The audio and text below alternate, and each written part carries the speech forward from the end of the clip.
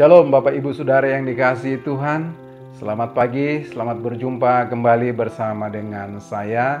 Dan setiap pagi kami hamba-hamba Tuhan bergantian untuk memberkati Bapak Ibu Saudara lewat renungan singkat firman Tuhan. Dan firman Tuhan yang saya bawakan pagi ini saya berikan judul Bertindak dan Menjadi Berkat. Saya ambil dari 2 Raja-Raja 7 ayat 3-5. Dan nanti saya lanjut ayat 8 sampai ayat 9. Bapak Ibu Saudara, cerita di dalam Alkitab dalam 2 Raja-Raja ini bagaimana satu kali Raja Aram yaitu Ben-Hadad bersama dengan tentaranya mengepung, menguasai kota Samaria. Maka apa yang terjadi terhadap kota Samaria? Kota Samaria mengalami kelaparan, mengalami situasi yang tidak baik, mengalami situasi yang mencekam dan menakutkan Bapak Ibu Saudara. Bahkan satu kali Bapak Ibu Saudara, ada seorang ibu yang datang kepada raja dan berkata, "Tuan, kami akan memakan anak kami. Ibu ini menyuruh saya untuk memakan anak laki-laki kami dan besok anak laki-lakinya akan kami makan."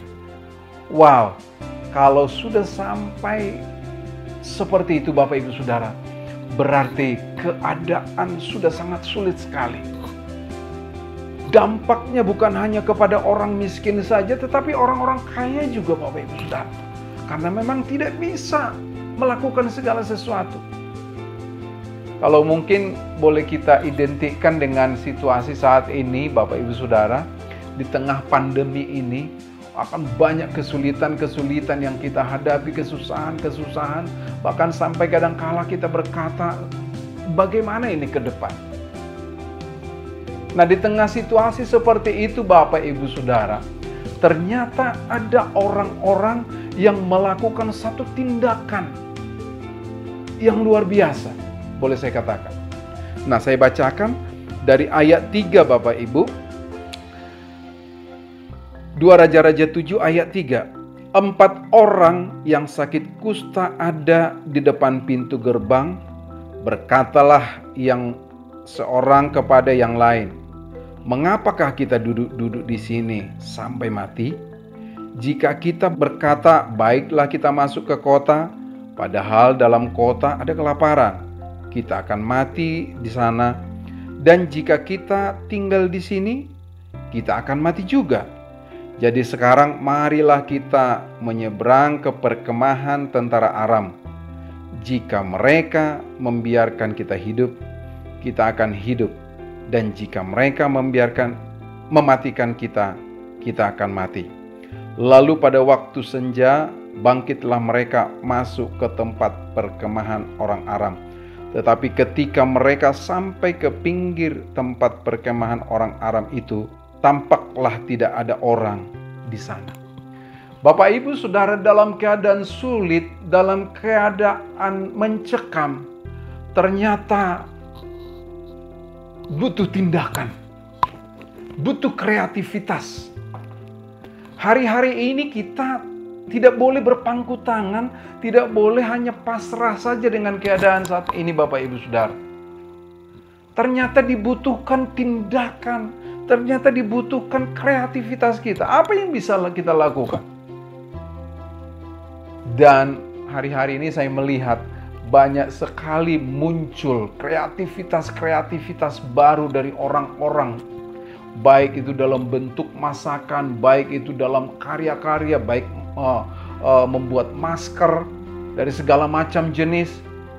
Nah itu Bapak Ibu Saudara, itu yang dilakukan keempat orang ini. Mereka bertindak karena mereka tahu kalau di sini pun kita berpangku tangan, kita di sini nggak ada yang datang, nggak ada yang terjadi, kita akan mati. Nah, ketika kita menyeberang ke perkemahan orang Aram, kemungkinan ada 2.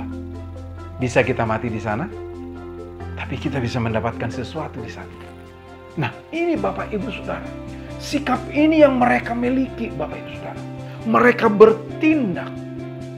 Dan ketika mereka melangkah, apa yang terjadi Bapak Ibu Saudara yang dikasihi Tuhan? Di ayat 8 dikatakan, ketika orang-orang yang sakit kusta itu sampai ke pinggir tempat perkemahan, masuklah mereka ke dalam sebuah kemah, lalu makan dan minum. Sesudah itu mereka mengangkut dari sana emas dan perak dan pakaian. Kemudian pergilah mereka menyembunyikannya. Lalu datanglah mereka kembali masuk ke dalam kemah yang lain dan mengangkut juga barang-barang dari sana. Kemudian pergilah mereka menyembunyikannya. Ternyata ketika mereka melakukan sebuah aksi, ketika mereka melakukan sebuah tindakan, ada hasilnya Bapak Ibu Saudara. Kemungkinan yang kedua yang terjadi, di mana mereka mendapatkan berkat. Nah, setelah mereka diberkati, ternyata mereka juga tidak egois. Dan apa yang mereka lakukan di ayat 9, lalu berkatalah yang seorang kepada yang lain, tidak patut yang kita lakukan ini. Hari ini ialah hari kabar baik, tetapi kita ini tinggal diam saja. Apabila kita menanti sampai terang pagi, maka hukuman akan menimpa kita. Jadi sekarang marilah kita pergi menghadap untuk memberitahukan hal itu ke istana raja. Mereka tidak egois Bapak Ibu.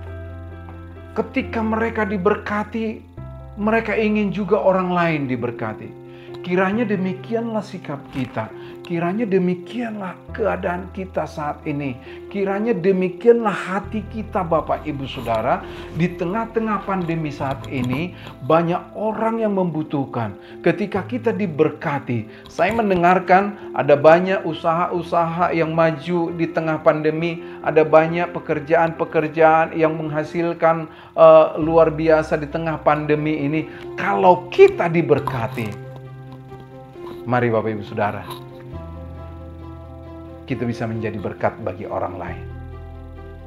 Kita bisa menolong sesama kita. Kita bisa memberitahukan jalan keluar bagi mereka. Jangan egois. Oleh karena itu, diperlukan satu tindakan.